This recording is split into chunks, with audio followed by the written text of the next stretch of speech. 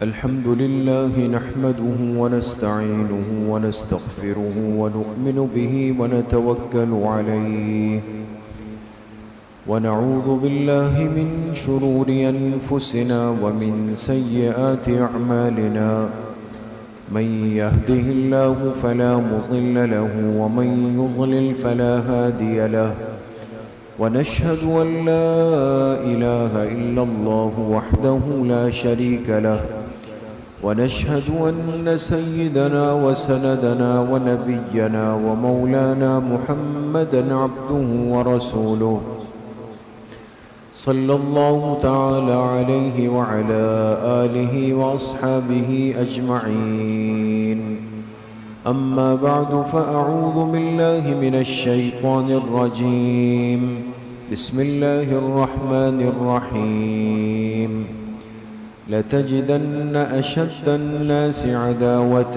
للذين آمنوا اليهود والذين أشركوا وقال رسول الله صلى الله عليه وسلم المسلم أخو المسلم لا يظلمه ولا يسلمه صدق الله وصدق رسوله النبي الكريم ونحن على ذلك لمن الشاهدين والشاكرين والحمد لله رب العالمين.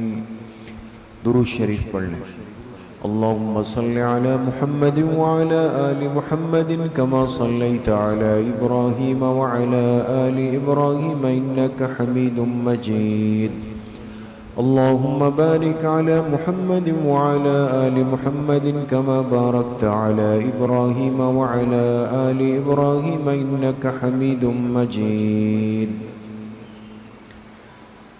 میرے محترم دوستو، بھائیوں اور بزرگوں،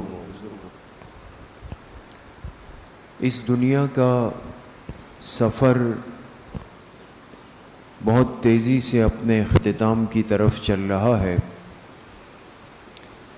اور اس دنیا کی تکمیل پر ایک نئی اور حقیقی زندگی کا آغاز ہونے والا ہے. حدیث پاک میں جناب رسول اللہ صلی اللہ علیہ وسلم نے اس دنیا کے اختتام کی اور قیامت کے قریب ہونے کی نشانیوں کو واضح طور پہ بیان فرمایا ہے، جن کو علامات الساعہ یا امارات الساعہ کہا گیا کہ قیامت کی علامات کیا ہے.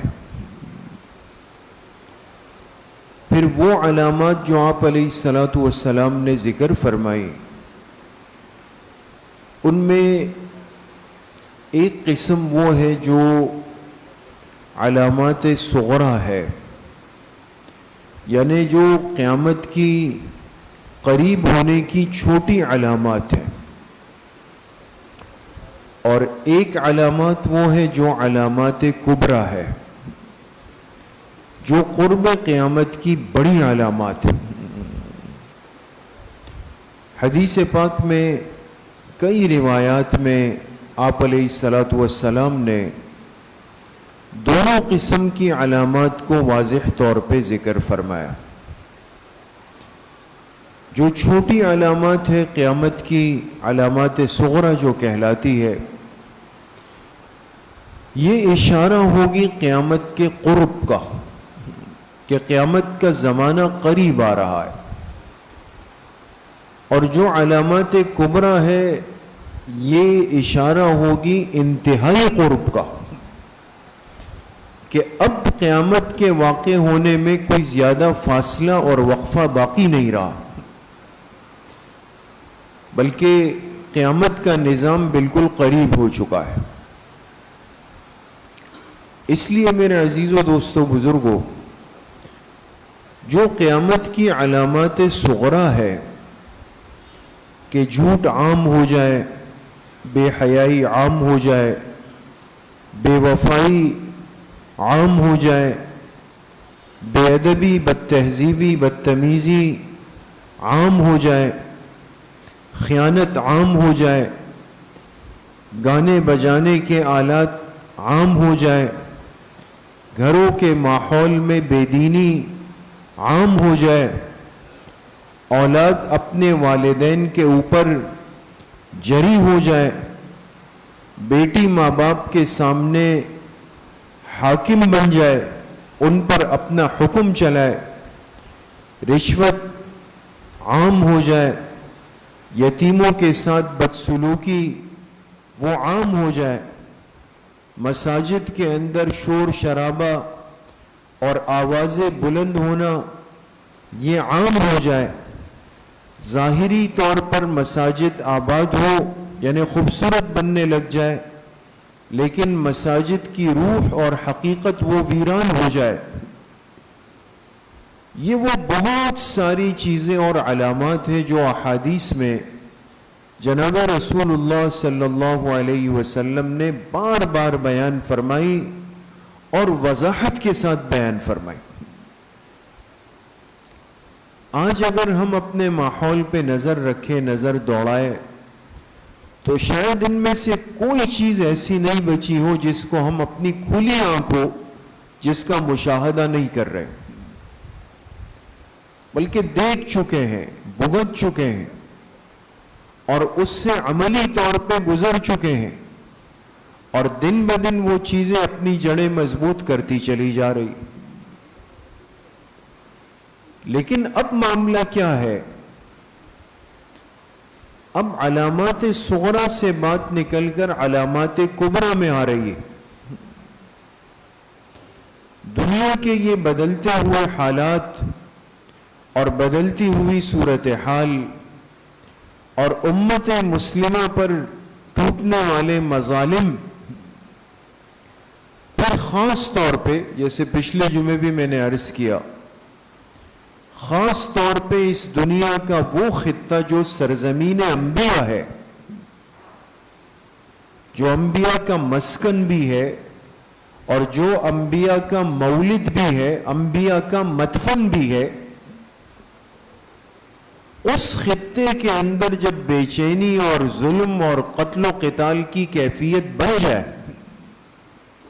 ملک شام میں، ملک فلسطین میں، احادیث میں اس کی صراحت ہے دوستو، یہ کوئی ڈھکی چکی بات نہیں۔ آج اگر ہم صرف اس وجہ سے ان باتوں کو نظر انداز کریں یا اس سے اپنی آنکھیں چرائیں یا اس کو ایک حالات حاضرہ کی حیثیت دے دیں، چلے بھئی بہت کچھ دنیا میں ہو رہا ہے یہ بھی ہو جائے، تو ایسا نہیں ہے۔ آپ علیہ السلام نے بالکل صراحت کے ساتھ فرمایا کہ میرے امت کے لیے خیر ہے جب سرزمین شام میں خیر ہوگی، اور جس دن اہل شام پر خیر ختم ہو کے ان کے اوپر مصیبت ٹوٹ پڑے گی، آپ نے فرمایا میرے امت کے لیے خیر باقی نہیں رہے گی۔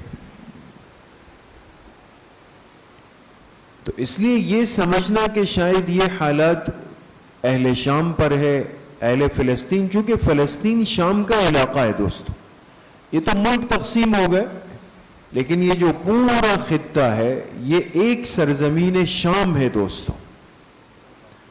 اور آپ علیہ السلام نے فرمایا کہ میری امت کا ایک طبقہ ایسا ہوگا جو سرزمین شام کے دروازوں پر میرے لائے ہوئے دین کے لیے لڑتا رہے گا، وہ لڑتا رہے گا۔ پھر آپ علیہ السلام نے فرمایا کہ کسی کی مخالفت، کسی کی دشمنی وہ ان کو ان کے کام سے نہیں روک سکے گی، اور وہ اپنے کمزور ہونے کی پرواہ نہیں کریں گے، بلکہ وہ قیامت تک اس دین کے غلبے کے لیے لڑتے رہیں گے، مقابلہ کرتے رہیں گے۔ آج میرے عزیز و دوستو بزرگوں، جو صورتحال جس ترتیب پہ بن رہی ہے، اور خاص طور پہ ہمارے فلسطین کے مسلمان بھائی جس تکلیف میں ہے، جس آزمائش میں ہے، ملک شام، ملک عراق تو تباہ کر دیے گئے. ہم خود اس جگہ کو دیکھ کے آئے ہیں دوستو. ملک شام جو بابرکت زمین ہے، قرآن کریم نے جس کو بابرکت بھی کہا، جس کو مقدس بھی کہا، آپ صرف یعنی اندازہ لگائیں کہ اس سرزمین شام میں تھوڑے عرصے میں 15 لاکھ مسلمان قتل ہوئے یہ پچھلے سالوں کے اندر. کوئی ایک عمارت ایسی نہیں جو اپنی اصل حالت میں ہو، ایک عمارت. کوئی ایک مسجد ایسی نہیں جس کی چھت گری ہوئی نہیں، جس کا مینار ٹوٹا ہوا نہیں. علاقوں کے علاقے جو بالکل پامال ہو چکے ہیں دوست، گر چکے ہیں. اور سرزمین عراق، اس کو ہم دیکھ کے آئے، 25 لاکھ مسلمان اس میں قتل ہوئے. صحیح عقیدہ مسلمانوں کا قتل عام ہوا. یہ جو شام اور فلسطین اور عراق، یہ ایک سرزمین ہے دوستو، الگ نہیں ہے. یہاں مسلمانوں کا اتنی بے دردی کے ساتھ قتل عام، یہ واضح طور پہ اشارہ ہے کہ قیامت کی علامات کبریٰ کا آغاز ہے. اور اس وقت جو کیفیت ہے، آپ اندازہ لگائیں، جو صورتحال ہے کہ وہ محدود مسلمان جو اپنے ایک مخصوص خطے کے اندر قبلہ اول کے ساتھ جڑے ہوئے ہیں، ان کو ہر طرف سے گھیر کر وہ کون سا ظلم ہے جو نہیں ہوا. ان کے ہسپتالوں پہ بمباری ہوئی، اسپتال پہ. پورے دنیا کا اصول اور قانون ہے، یہ جو انسانی حقوق کی تنظیمیں ہیں، ہیومن رائٹس کے ادارے ہیں، جو ساری زندگی انسانی حقوق کا راگ الاپتے ہیں اور ہمیں اچھا بچہ بنا کر سامنے بٹھا کے سبق رٹاتے ہیں، پڑھاتے ہیں. اور دنیا میں اگر ایک کتے کو تکلیف ہو جائے، ایک بلی کو تکلیف ہو جائے، ایک گھوڑے کو تکلیف ہو جائے، ایک ہاتھی بیمار ہو جائے، آپ ہم سے زیادہ جانتے ہیں. یہ جانور ہے دوستو، لیکن ان جانوروں کے حقوق کے لیے ان کے پاس تنظیمیں ہیں، ادارے ہیں، فنڈز ہیں، ترتیب ہے، چارٹرڈ طیارے ہیں، سب چیزیں موجود ہیں. اب کچھ عرصہ پہلے شاید آپ کی نظر سے گزرا ہو، ایک جگہ پر ایک ہاتھی کی تصویر وائرل ہوئی. ہتھنی ہے یا ہاتھی ہے کیا ہے، کہ بھئی وہ اکیلا ہے اور وہ پریشان ہے اور وہ بے چین ہے، اس کی کیئر نہیں ہو رہی ایک ملک کے اندر. اس کے لیے یہ انسانی حقوق کی تنظیمیں حرکت میں آئی. باقاعدہ کئی دن تک میڈیا کے اندر سلسلہ چلتا رہا کہ اس ہاتھی کے لیے ڈاکٹروں کی میڈیکل ریپ ٹیم آئی، اس کا علاج کیا، پھر اس کو چارٹرڈ طیارے میں بٹھایا، پھر اس کو افریقہ کے ایک ملک لے جا کر ایک مخصوص جنگل کے اندر اس کو چھوڑ دیا گیا. پھر کئی دن تک دکھاتے رہے کہ بھئی ہاتھی خوش ہے، وہ چر رہا ہے، وہ کھا رہا ہے، وہ سو رہا ہے. کیا ایک مسلمان کو آج تک اتنی عقل نہیں آ رہی کہ جو لوگ ایک ہاتھی کے لیے پریشان ہے، ایک کتے کا پیر ٹوٹ گیا، اس کا آپریشن ہوا، اس کو باقاعدہ ایک مصنوعی پیر لگا کر کئی دنوں تک وائرل کرتے رہے، وہی تنظیمیں ہیں آج ان کو کیوں سامسوں کیا کہ غزہ میں فلسطین کے اندر ایک ہاسپٹل کہ پورے دنیا کا قانون کہتا ہے کتنی ہی بڑی جنگ چل رہی ہو لیکن ہاسپٹل پہ بمباری نہیں ہوگی، ایمبولنس کو نشانہ نہیں بنایا جائے گا، مستورات پہ حملہ نہیں ہوگا، بچوں پر نہیں ہوگا، بوڑھوں پر نہیں ہوگا. یہ سب چیزیں کیا اہل کفر کے لیے رہ گئی ہے. 56 اسلامی ممالک دنیا کے نقشے پر موجود ہے دوست. اور آپ کو یہ بھی معلوم ہونا چاہیے کہ فلسطین کے ارد گرد چاروں طرف جو ممالک ہے اس میں ایک ملک بھی کافر نہیں ہے، چاروں طرف عرب ممالک ہے، مسلمان کنٹریز ہیں وہاں پر. یہ سب چیزیں ہیں دوستو، لیکن ایک مسلمان ملک، ایک مسلمان حکمران میں اتنی جست نہیں ہے، اتنی غیرت نہیں ہے، اتنی ہمت نہیں ہے کہ وہ بول سکے کہ بھئی یہ ظلم کیوں ہو رہا ہے. وہ آج اتنی ہمت بھی نہیں کر پا رہا. اور وہ کیسے کر سکتا ہے؟ جو ان کے اداروں سے، جو آئی ایم ایف سے قرضے لے لے کر اپنے بینک اکاؤنٹس بھرتے ہوں، جو ان سے بیک کی خیرات مانگ کر اپنے تعیش کا سامان اپنے لیے پورا کرتے ہوں، جن کو کھانسی ہے تو ان کا علاج پاکستان میں نہیں، وہ بیرون جا کے اپنا علاج کرتے ہوں.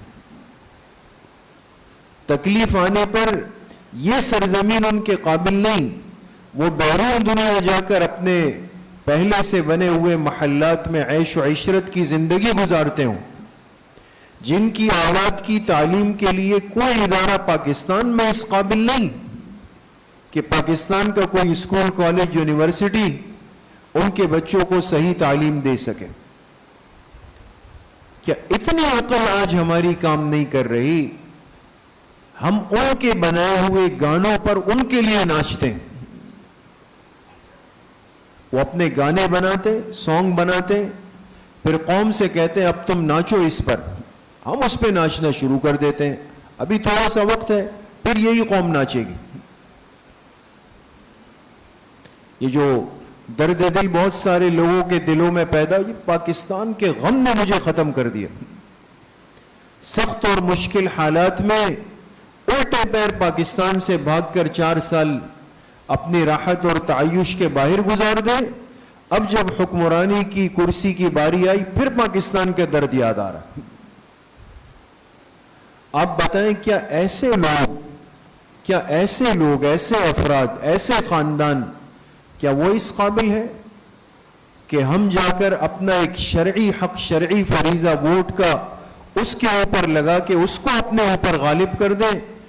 اور آج جب فلسطین کے مسلمان پریشان ہیں، دکھ میں ہے، تکلیف میں ہے، آزمائش میں ہے، ان حکمرانوں میں کوئی ایک ایسا غیرت مند مسلمان نہیں ہے جو ایک احتجاجی مراسلہ، ایک بیان وہ بھی جاری کر دے. کیوں؟ اس لیے کہ کل ان کو پتا ہے کہ ہم آئیں گے، ہمیں پھر ان سے بھیک مانگنی، ہمیں پھر اس آئی ایم ایف کے پاس جا کر کے لائن میں کھڑا ہونا ہے، ان سے بڑے بڑے بھاری سودی قرضے لے کر آنے ہیں، اپنے سوئس اکاؤنٹ، اپنے بیرون کے اکاؤنٹ، اپنے انگلینڈ کی، اپنے لندن کی، اپنی سوئٹزرلینڈ کی، اپنے دبئی کی، پوری دنیا کے اندر پھیلے ہوئے جو ہمارے رہائش کے مکانات اور محلات ہیں وہ ہمیں چلانے. قرض لے آئیں گے، قوم سے کہیں گے بھی قربانی کے لیے آپ لوگ تیار رہیں. اس لیے میرے عزیزوں، دوستوں، بزرگوں، کچھ ذمہ داری بحیثیت ایک مسلمان فرد کی، ایک مسلمان امت ہونے کی ہماری نہیں بنتی. ٹھیک ہے، میں اور آپ فلسطین نہیں پہنچ سکتے، ہم نہیں جا سکتے. حق تو یہ ہے کہ اگر ایک مسلمان دنیا کے کسی کونے کے اندر پریشان ہو تو امت کی ذمہ داری ہے کہ اس کے دکھ اور درد کا مداوا کرے. یہ صرف ہمارے قصے کہانیاں ہیں. آج جس صوبہ میں اور آپ بیٹھے ہوئے سندھ، اس کو کیا کہتے ہیں پتہ ہے آپ کو؟ باب الاسلام کہتے ہیں اس کو. صوبہ سندھ کو باب الاسلام کیوں کہتے ہیں؟ اس سے ایک ایسی تاریخ جڑی ہوئی ہے. ایک 17 سالہ عرب نوجوان محمد ابن قاسم، 17 سال کا نوجوان، وہ عرب سے چل کر آتا ہے، کئی مہینوں کا سفر کر کے آتا ہے. اس سرزمین ہند کے اندر ایک ہندو راجہ داہر جس نے ایک مسلمان بیٹی کو اٹھایا، اس کی فریاد پہنچتی ہے خلیفہ وقت کے پاس، اور اس کو اندازہ ہوتا ہے کہ بھئی میری ایک مسلمان بیٹی وہ ہندو راجہ داہر کے قبضے میں، اس کی عزت ایمان خطرے کے اندر ہے. لیکن ایک نظام تھا اس امت کے پاس خلافت کا، غیرت تھی۔ آج یہ صرف باتیں ہیں دوستو۔ کیوں کر اس قوم کے اندر کوئی صلاح الدین ایوبی آج پیدا نہیں ہوتا، جس نے اسی بیت المقدس کے اندر جا کر اپنی افواج لے جا کر کے اور ان عیسائی صلیبیوں کی اینٹ سے اینٹ بجا دی۔ آج کوئی بھی نہیں ہے، کسی میں ہمت نہیں ہے۔ ان کے پاس کون سی ٹیکنالوجی تھی، کون سے مال و اسباب تھے ان کے پاس؟ وہی حضرت عمر ابن خطاب رضی اللہ عنہ آئے، بیت المقدس کی چابیاں ان کو پیش کر دی گئی، ایک تلوار ان کو نہیں چلانی پڑی۔ تو آج امت میں نہ کوئی فاروق اعظم پیدا ہو رہا ہے، نہ کوئی خالد ابن ولید پیدا ہو رہا ہے، نہ کوئی زرار ابن ازور پیدا ہو رہا ہے، نہ کوئی شرحبیل ابن حسنہ پیدا ہو رہا ہے، نہ کوئی علی المرتضی پیدا ہو رہے ہیں، نہ کوئی حسین ابن علی پیدا ہو رہے ہیں، نہ سلطان صلاح الدین ایوبی پیدا ہو رہا ہے، نہ محمود غزنوی پیدا ہو رہا ہے، نہ محمد ابن قاسم پیدا ہو رہا ہے۔ کیوں پیدا نہیں ہو رہا دوست؟ ہم کرتے وہ ہیں جو باتیں ہمیں سکھایا ہے دوست۔ ہماری زندگیوں میں اگر اللہ کے ساتھ تعلق نام کا باقی نہیں رہا دوست، نام کا بھی نہیں باقی رہا، اللہ سے تعلق، اپنے دین کے ساتھ تعلق نام کا بھی باقی نہیں رہا۔ ہمیں تو ان کاموں پہ لگا دیا۔ میں نے پچھلے جمعے بھی عرض کیا، آج کے نوجوان کی صلاحیتیں وہ ٹک ٹاک پہ صرف ہو رہی، ان کو فخر اس پہ ہوتا ہے کہ میں ٹک ٹاکر بنوں، میرے فالوورز بنے، 1 ملین ہو گئے، 5 ملین ہو گئے، میں کماؤں، اس سے لاکھوں کروڑوں روپے کماؤں۔ تو مسلمان نوجوان اگر ٹک ٹاکر بن کے وہ ناچ گانا کرے، ٹھمکے لگائے، گانے باجے کرے، ہماری مسلمان بچیوں کو اس راستے پہ لگا دیا گیا کہ ان چیزوں پہ آج فخر ہو رہا ہے دوست۔ آج کے نوجوان کو صرف اور صرف فکر اس کی ہے کہ میرا کیریئر بنے، اس کیریئر کے لیے وہ اپنے اسلامی ملک کو چھوڑ کے کافروں کے ملک میں جا رہا ہے کمانے کے لیے۔ لیکن وہاں جانے کے بعد آپ کا اپنے دین سے کیا واسطہ اور تعلق باقی رہا؟ سب کچھ ختم کر دیتے ہیں ہم لوگ۔ جو یہاں ہیں ان کو کمانے کے لیے اگر رشوت کا راستہ اختیار کرنا پڑے، چلو بھائی وہ اختیار کر لیں، دھوکے کا راستہ اختیار کرنا پڑے جی وہ اختیار کر لیں، کسی یتیم کا، کسی مظلوم کا حق مارنا پڑے، چلے جی وہ اختیار کر لیں آپ۔ جس قوم کے اندر یہ چیزیں پیدا ہو جائیں دوستو، جو آج ہمارے معاشرے کے اندر ہے، جو ہمارے اندر جنم لے چکی ہے، جو ہمارے اندر جڑیں بنا چکی ہے، ہمیں کیا درد سر ہے، ہمیں کیا احساس ہے کہ دنیا کے کس کونے کے اندر میرے مسلمان بھائی پر، بہنوں پر، بزرگوں پر، بچوں پر کیا بیت رہی ہے۔ کچھ دیر کے لیے سوچے تو صحیح دوستو، کچھ دیر کے لیے، ورنہ ایک مسلمان کا جسد واحد، علامہ اقبال نے کہا نا، ایک ہو مسلم حرم کی پاسبانی کے لیے، ایک ہو مسلم حرم کی پاسبانی کے لیے، نیل کے ساحل سے لے کر تا خاک کاشغر، کا مسلمان ایک ہو جائے، ایک جسم کی مانند ہو، مصر کے دریائے نیل سے لے کر خاک کاشغر، یہ جو ہمارے آزاد علاقے ہیں رشیا کے، یہاں تک کسی نے مسلمان کی تکلیف میں مسلمان ایک آواز بن جائے۔ اب تو انسان اپنے پڑوسی کی فکر نہیں کرتا، ایک مسلمان اپنے محلے کی فکر نہیں کر رہا، اپنے خاندان کی، اپنے رشتہ داروں کی، اپنی دوسروں کے بچوں کا احساس نہیں کر رہا۔ برباد ہو جائے، بگڑ جائے، خراب ہو جائے، کیا کرنا ہے؟ بس مجھے اپنی فیملی کو، اپنے محدود افراد کو لے کر کے بس میں آرام سے رہوں، سکون سے رہوں۔ میرے عزیزوں، دوستوں، بزرگوں، آج وہ وقت ہے امت پہ یقین کریں کہ حدیث پاک میں آپ علیہ الصلاۃ والسلام نے جو نشاندہی کی، یہ فلسطین کے حالات فرق پیدا کر رہے ہیں، کون دجال کے لشکر کا حصہ بنے گا، کون حضرت مہدی کے لشکر کا حصہ بنے گا۔ میں آپ سے بالکل صاف عرض کر رہا ہوں، آپ اس تاریخ کو نوٹ کر لیں اپنے پاس آج کی۔ یہ وہ وقت ہے، آپ علیہ الصلاۃ والسلام نے فرمایا کہ جو اس فتنوں کے وقت کے اندر خاموشی اختیار کر لے گا، چپ سادھ لے گا، حق نہیں بیان کرے گا، وہ دجال کے خیمے کا حصہ بننے جا رہا، وہ دجال کا حصہ بنے گا۔ دجال اسی جگہ سے اٹھے گا، سب سے پہلے جا کر وہ کیا کرے گا؟ فرمایا وہ سادات کا قتل عام کرے گا۔ سادات جو حضور علیہ الصلاۃ والسلام کی آل و اولاد ہوگی، سب سے پہلے دجال کے فتنے میں ان کا قتل عام شروع ہو جائے گا، اور یہ اپنے لشکر کو لے جا کے کہاں آئے گا؟ اصفہان کے اندر۔ اصفہان ہمارا پڑوسی ملک ایران میں آج بھی علاقہ ہے اصفہان کے نام کا۔ فرمایا یہاں سے 70,000 یہودی وہ دجال کے لشکر کے اندر آ کے شامل ہو کے اس کا حصہ بن جائیں گے۔ دائیں بائیں کے حالات سے جو بے خبری ہم نے اپنے اوپر مسلط کر کے رکھی ہوئی ہے، بالکل بے خبر مسلمان آج کا، جس کو اپنے اسلام اور دین کی تاریخ سے کوئی واسطہ نہیں رہا کہ میرے ساتھ کیا کچھ ہو سکتا ہے۔ ہمیں صرف تسلی یہ ہے کہ بھئی فلسطین تباہ ہو رہا ہے، وہاں کے مسلمان کٹ رہے ہیں، بھئی میں تو مطمئن ہوں، ایسا ہونے والا نہیں ہے دوستو۔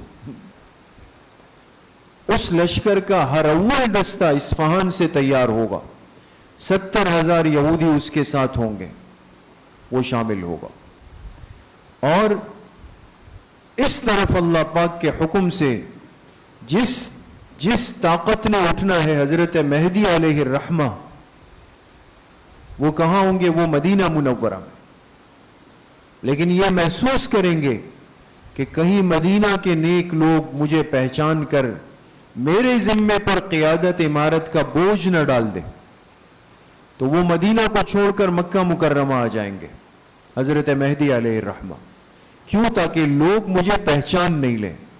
میرے عزیزوں دوستوں بزرگوں، یہاں سے ایک بات اور بھی سمجھ لیں، آج یہ جو جگہ جگہ گلی گلی شہر شہر لوگ اٹھ کے دعویٰ کر رہے ہیں، مجھے کل ایک ساتھی نے کلپ بھیجا کہ ایک شخص قسمیں کھا کر کہہ رہا ہے، باقاعدہ باشرہ نوجوان ہے، مجھے بڑی حیرت ہوئی، اور اس نے کوئی نام بھی لیا ہے کہ فلاں ابن فلاں جو ہے وہ مہدی ہے، اور سب کو چاہیے اس کے ہاتھ پہ بیعت کر لیں، پاکستان کی فوج بیعت کر لیں، فلاں بیعت کر لیں، ورنہ اللہ کا عذاب سب پر آ جائے گا۔ یہ بات یاد رکھیں، یہ اس آدمی کے جھوٹے ہونے کی سب سے بڑی دلیل جناب نبی کریم صلی اللہ علیہ وسلم نے بیان فرمائی، جو خود مہدیت کا دعویٰ کر دے گا۔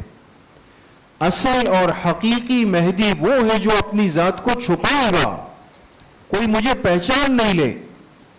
آپ نے فرمایا وہ مدینہ منورہ میں ہوگا، صرف یہ سوچ کر کے یہاں کے نیک لوگ پہچان کے مجھے اپنا امیر بنائیں، وہ بھاگ کے مکہ آ جائیں گے کہ یہاں کے مطاف میں طواف میں چھپ جاؤں۔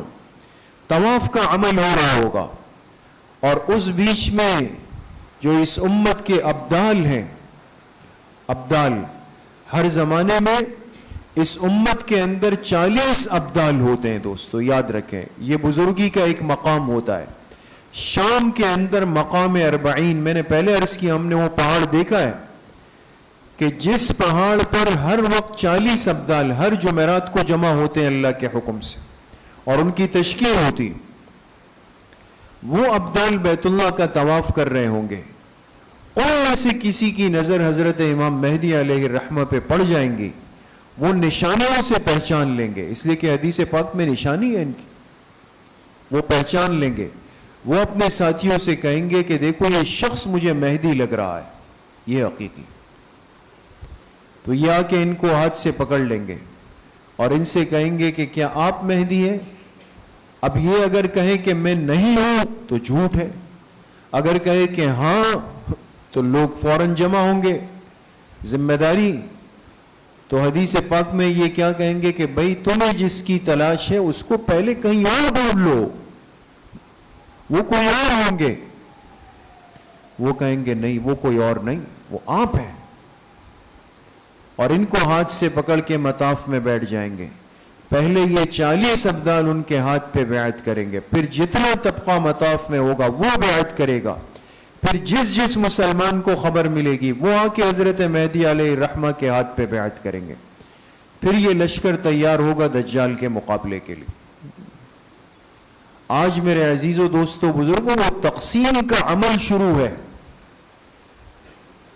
میرے اور آپ کا کردار کیا ہو, میں نے آپ سے ایک بات تو بالکل صراحتاً عرض کی, کم سے کم میرے حصے کا جو کام ہے کہ اپنے لیے ایسا حکمران جہاں تک میں منتخب کر سکوں, جب کل کو کوئی حالت آئے وہ امت مسلمہ کے لیے ایک لفظ تو بول سکے.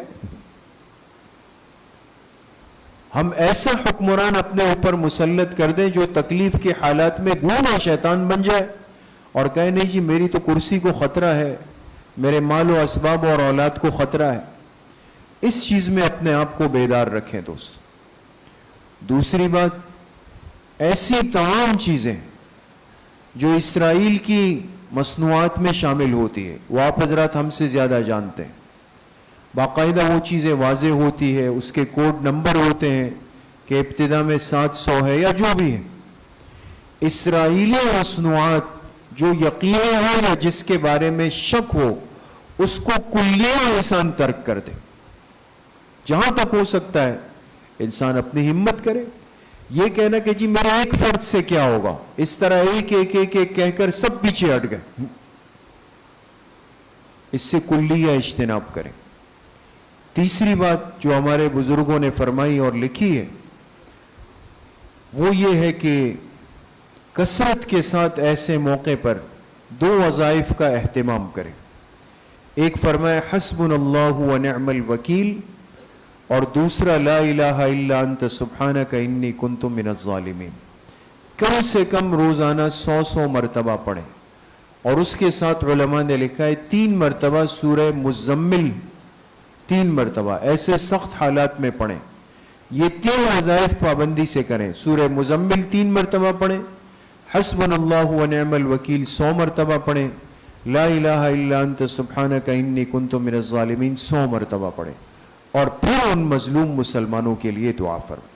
جتنا میرے اور آپ کے بس میں ہو, جتنا ہم کر سکتے ہیں اللہ پاک سے مانگ, وہ ہم تو کرنے والے بنے تو کریں گے انشاءاللہ.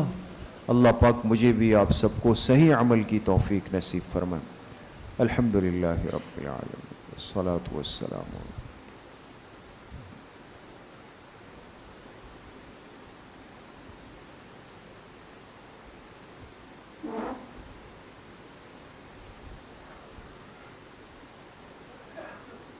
وصلی اللہ وسلم علی نبینا محمد وآلہ واصحابہ اجمعین برحمتک.